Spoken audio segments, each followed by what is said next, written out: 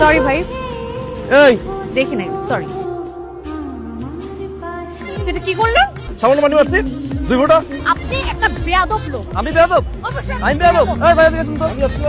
আমি বলবো। আপনি কি বলবেন? আমি বলি। আমি বলবো। শুনেন। আরে ভাই শুনেন। আরে রাখেন, আগে আপনি বলেন। আমি নেমে একটা ঠিকানা খুঁজছিলাম, একে ওকে জিজ্ঞেস করি, মাঝখানে এই ভাইও আসলো, এই ভাইকে জিজ্ঞেস করলাম, তো এই ভাই একবারই আমাকে বললো যে চলুন আপা, অনেক দূরের পথ, আপনি চিনবেন না, আমি আপনাকে নামিয়ে দিয়ে আসি। এই আমি শেষ করি। আরে হইছে বলি। আরে ভাই রাখেন না। আরে শুন। এখন দেরি হয়ে যাচ্ছে আমার। এই আপু দেরি হচ্ছে, জান গাড়ি দুটেন। দেখি ভাই একটু পাঠ করান তো। একটু আগে দিয়ে আসেন। কোথায় দিয়ে আসবো? এখানে গেলে যে রিকশার ভিড়। ঠিক আছে, থ্যাংক ইউ। এত দুদিন নামিয়ে দিয়ে গেছেন, এটার জন্য আপনাকে অসংখ্য ধন্যবাদ। আর একটা কথা, এরকম রাস্তাঘাটে মেয়ে মানুষের সাথে দুর্ব্যবহার করবেন না। যদি দুর্ব্যবহার করেন, এভাবেই ফাঁসবেন। ভুল হয়ে গেছে। আপনি তো ভুল ঠিকানা আইছেন, এটা তো উত্তর আজমপুর। এখান থেকে আজিমপুর কত দূরে? এখান তো মেলা দূর, রাস্তা খন্ডের কাজ চলতেছে। থ্যাংক ইউ ভাই। তোরে যদি কোনোদিন আমি সামনে পাইছি, একদম মুচড়ায় মাইনা ফেলবো। তুই চলে আসছিস? চলে আসছে মানে?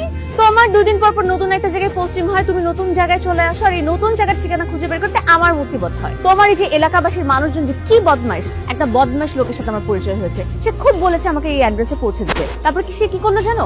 সে আমাকে একটা ভুল ঠিকানায় নামিয়ে দিল, নামিয়ে দিয়ে সে চলে গেল। আমি বলে দিচ্ছি খালুজি, এই বদমাইশ লোকটাকে যদি তোমার এলাকায় খুঁজে পাই না, ওকে আচ্ছা মতো শিক্ষা দেবো।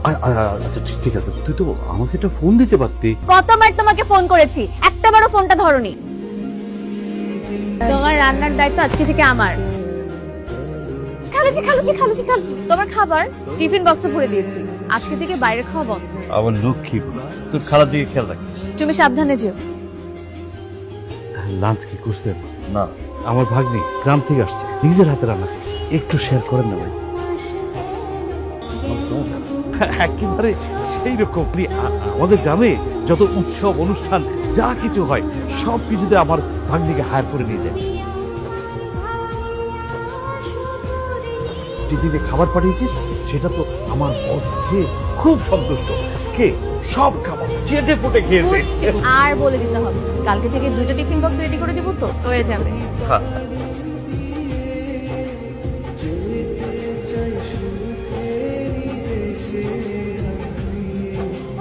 এটা তোমার, এটা তোমার বসের। বাহ, তোর তো দেখি অনেক বুদ্ধি। ঠিক আছে, ঠিক আছে। খালুজি, কিছু বলবি? এই জানতে ইচ্ছা হলো, তোর বসকে বয়স? না না, বাচ্চা ছেলে, মাত্র কয়েকদিন আগে জয়েন করলো। পজিশনে বড় তো, তাই রেসপেক্ট করে বসবে। ঠিক আছে। পালকি স্যার, আজমল স্যার পাঠাইছে। আমি জুই, এত সুন্দর করে সিরকুটের যে ধন্যবাদ জানাতে পারে, সে ঘুষ খায় কি করে? এই যে কিরা যেন উপদেশমূলক কথা লিখছে স্যার, যে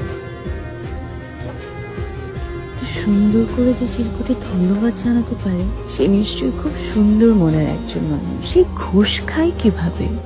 আজমল সাহেব, আমি ঘুষ খাই। জি, আপনিও খান, আমিও খাই। সেটা তো বাসায় পাওয়া দরকার নাই। আপনি জানেন তুমি? আমি জানি। এখন থেকে প্রতিদিন এই খাবার নিয়ে আসবেন। দুপুরে লাঞ্চ আপনি নিয়ে আসবেন, এই খাবারটা নিয়ে আসবেন। প্রতিদিন নিয়ে আসবেন। যেদিন খাবার আসবে না, ওদিন ফাইল সেল হবে না।